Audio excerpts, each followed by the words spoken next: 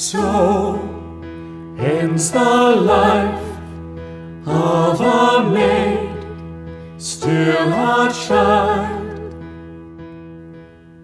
Gone this brief time of a saint on the earth.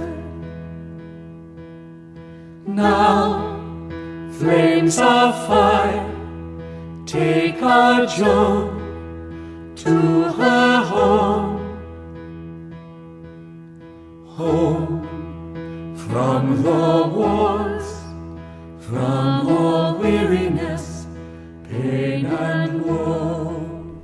I was 35 in 1987 and living in Willow Beach, California, when I began having sharp pain in the middle of my upper arm, between the triceps and the biceps.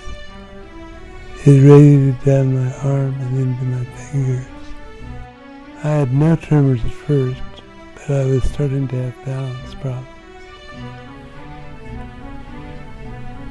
The doctor and I were baffled by the symptoms. Within months came the tremors and the diagnosis, early onset Parkinson's disease. Parkinson's is a degenerative disorder of the central nervous system that has been known since archaic times. It is referred to in the ancient Hindu medical system of Ayurveda by the name Kampavata. In AD 175, physician Galen described it in Western medical literature as shaking palsy. It was not until 1817 that a detailed medical essay was published on the subject by London Dr. James Parkinson. The publication was entitled An Essay on the Shaking Palsy. This established the disease as a recognized medical condition and was intended to encourage further study. Nearly 60 years after it was published, French neurologist Jean-Martin Charcot did exactly that. Charcot was the first to truly recognize the importance of Parkinson's work and named the disease after him. In April of 1988, my family brought me back home to Kansas. The medical treatment at that time were the dopamine drugs, and we tried 7 or 8, but they were not effective for me. They did, however, one after another, gave me violent headaches. I was very lucky to meet Dr. Wayne Fuller at Kansas University Medical Center, who had studied deep brain stimulation surgery in Paris and a method of treatment involving the placing of electrodes into a part of the brain called the thalamus. Batteries in the surface of the skin on my chest power the electrodes and must be changed every 3 to 5 years. The surgery alleviated some, but not all, of my movement issues. A second surgery into a different part of my brain eliminated the tremors. Over the 27 years of my illness, members of my family have saved my life more than once by keeping me from suffocating. I didn't have the strength to turn myself over in bed. The motor symptoms of Parkinson's result from the death of dopamine-generating cells in substantia nigra, a region of the midbrain that influences movement. The cause of this cell death is unknown. Early in the course of the disease, the most obvious symptoms are movement-related. These include shaking, rigidity, slowness of motion and difficulty with walking and gait. Later, thinking and behavioral problems may arise, with dementia commonly occurring in the advanced stages.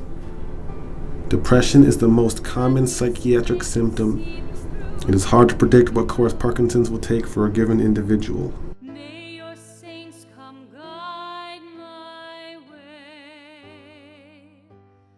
This is a strange I currently receive Medicaid, SSI, and live in a subsidized housing.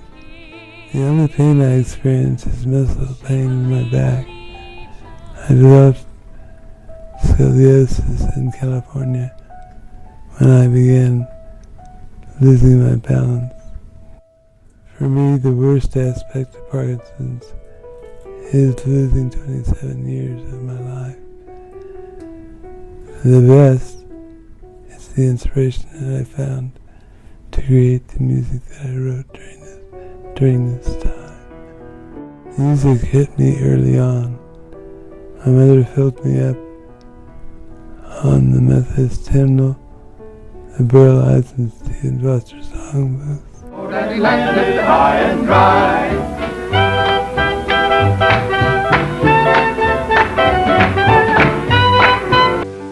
Alabama, with my banjo on my knee. I've got it. And she frequently took me to musical theater. My love of classical music was inspired by a teacher, Martha Cook, who studied at Juilliard and from whom I took piano lessons for several years. Writing guitar pieces came later with Les Moore, a songwriter and performer with whom I collaborated and performed in New Orleans, Mississippi, and Florida.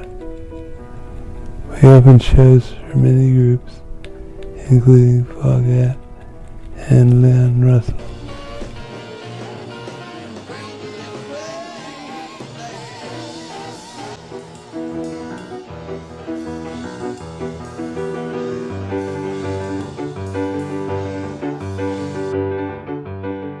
I've probably composed about 300 works in the last 27 years. I continue to write music and lyrics for keyboard today. My own music is therapeutic for me. Life with PD is hard if you give it your power.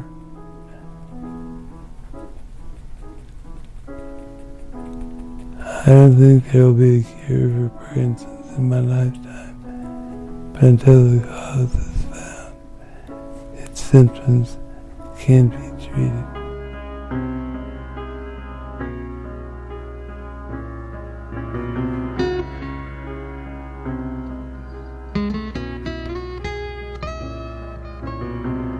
Bus cafe before the rush of racketeers and pinball kings. Their machines sing although they've gone. Jukebox wide to break your heart and bring you joy through suffering. Nickel talks, a quarter sings. Friday's a hazy night in a lonely southern town. A morning I'll be far away in a new place that I found. I don't know where I'll go, but I've gotta make one more town tonight. I've gotta make one more town tonight.